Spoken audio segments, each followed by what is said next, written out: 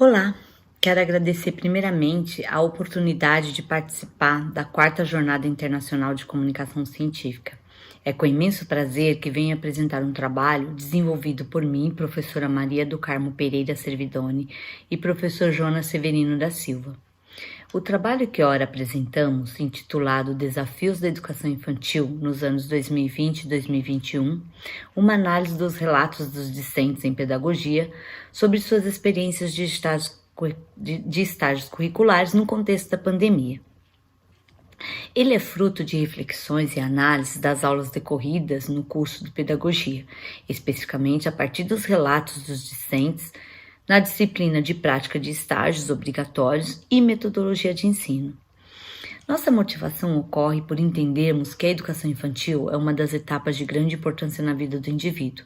É nela que ocorrem as ramificações necessárias para o seu desenvolvimento. E é nela também que educamos para a autonomia ou para a heteronomia, conforme a Constance Cami, citando Piaget. O advento da vida moderna nos sinaliza que a instituição escola tem e deve assumir definitivamente a responsabilidade pelo desenvolvimento das habilidades cognitivas, psicomotoras, emocionais, culturais, desde a educação infantil. Hoje temos uma nova concepção de família. Os pais, e mais especificamente as mães, atuam no mercado de trabalho e não conseguem dar o suporte necessário aos filhos como há décadas faziam. Isso faz com que a criança, principalmente da educação infantil, permaneça grande parte da sua vida na escola. Para embasar nosso trabalho, nós traçamos uma linha do tempo em termos de legislação que regulamenta a educação e observamos que o Brasil ainda é prematuro em termos de implementação de políticas públicas a proporcionar uma educação infantil de qualidade. A nossa Constituição, a lei máxima que rege o país, é de 1988 e foi ela que instituiu a educação infantil, antigamente chamada de creche e pré-escola, como um dever do Estado, que atendia crianças de 0 a 6 anos de idade. Nesse período ainda não existia obrigatoriedade e tampouco políticas para que os estados e municípios assumissem a educação infantil com veemência ou prioridade. Já em 1996, com a criação da Lei de Diretrizes e Bases, a educação infantil deixa de ser um preparatório para a escolarização e passa a fazer parte da educação básica, um momento importante para a sociedade, pois o sistema educacional abarca a educação infantil como parte integradora. Podemos citar um outro avanço ocorrido em 2006 com a alteração na LDB. O ensino fundamental passou a atender as crianças a partir de 6 anos, ficando a educação infantil com a faixa etária de 0 a 5. E a partir de 2009, com a emenda constitucional, a educação institui a obrigatoriedade do acesso às crianças a partir de 4 anos. Vejamos, em 1988 ocorre a institucionalização do Estado como grande responsável pela educação de creches e pré-escola. Em 1996, ela deixa de ser essa pré-escola, esse preparatório, e passa a integrar a educação básica. Em 2006, ocorre uma outra mudança. A educação infantil deixa de ser de 0 a 6, passando de 0 a 5, e as crianças de 6 anos passam a atuar na educação, no ensino fundamental.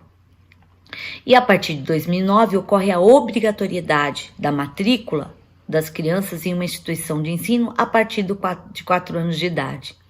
Percebe-se aí um grande avanço, no entanto, o processo bem moroso, pois mais de 20 anos se passaram para que de fato a educação infantil fosse vista como prioridade na educação de uma sociedade. Após delinear sobre a legislação, buscamos elementos que nos dessem indicadores de como está hoje a educação infantil e, sobretudo, nesse período de pandemia nos anos de 2020 e 2021. Observamos os relatos dos alunos que vivenciaram na prática o fazer pedagógico na educação infantil e analisamos as falas dos nossos discentes, assim como os relatórios de estágios e a socialização das práticas nas disciplinas de metodologia. Pode-se afirmar a priori que ainda há muito por avançar. O Brasil é um país de dimensão continental e existe uma especificidade em cada região, o que o torna mais interessante, no entanto, desafiador para qualquer gestor pensar a educação.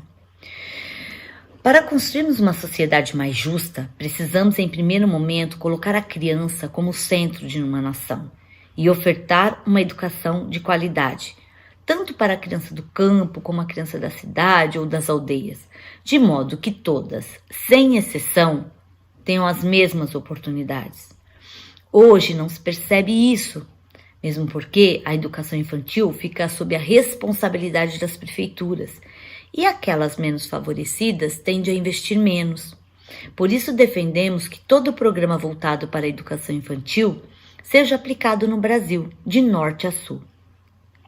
O período da pandemia revelou que a sociedade está extremamente vulnerável em relação à educação dos filhos e que as famílias não sabem e não têm condições, nem psicológicas, nem emocionais, para lidar com essas crianças.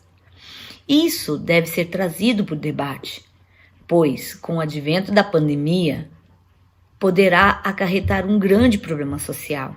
Essas crianças ficaram quase 2 anos sem acesso à escola. Precisamos pensar em um futuro próximo, se não já, em um programa de conscientização, para que se tenha um movimento de olhar crítico para essa etapa da educação e enxergar nesse processo o indivíduo do amanhã. Quem será essa criança daqui a 15 anos? Precisamos pensar que ela será a intervencionista social, ambiental, emocional, cultural. Isto é, eles serão nossa sociedade. E preocupa-nos os dados revelados em uma pesquisa recente, a queda na taxa de alfabetização e matrículas na educação infantil. Segundo a pesquisa realizada pelo IBGE, a queda é só mais uma evidência de desigualdades sempre existentes no país. Com a pandemia, só foi evidenciada.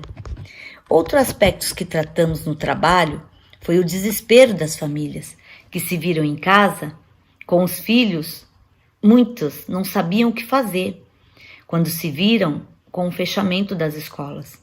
Em sua maioria, não estavam preparados, nem psicologicamente, nem financeiramente, emocionalmente, para atender às necessidades básicas de uma criança.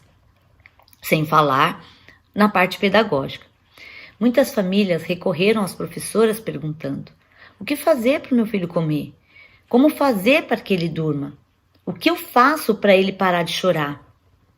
Nessas falas se percebe a falta de preparo e até mesmo uma transferência muito grande dos cuidados básicos para a escola.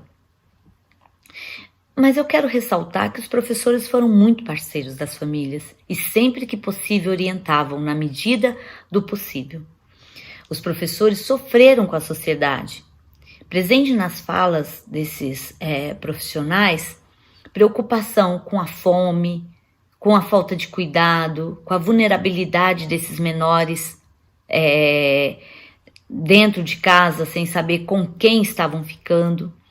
Eles sempre relatam, como poderiam ajudar, o que fazer, até a escola se estabelecer uma rotina. Os menos favorecidos ficaram mais vulneráveis e as escolas demoraram por estabelecer os meios de interação com essas crianças menores, pois não estavam preparados. E é isso que nos chama a atenção. A escola tem que estar preparada para toda e qualquer demanda e precisa ser rápida e assertiva nos processos. Não sabemos quais os frutos desse período. É necessário pesquisar e ficarmos atentos a todos os movimentos. Sabemos que as crianças nessa fase serão recuperadas, mas quais os danos causados ainda é muito cedo para prever.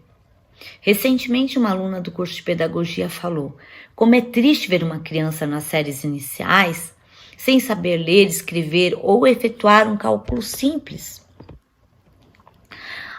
A nossa pesquisa ainda está em andamento e temos muito que acompanhar. para trazer evidências de que haverá uma lacuna na vida dessas crianças. A escola sabia que as crianças precisavam de dar continuidade ao seu processo de desenvolvimento.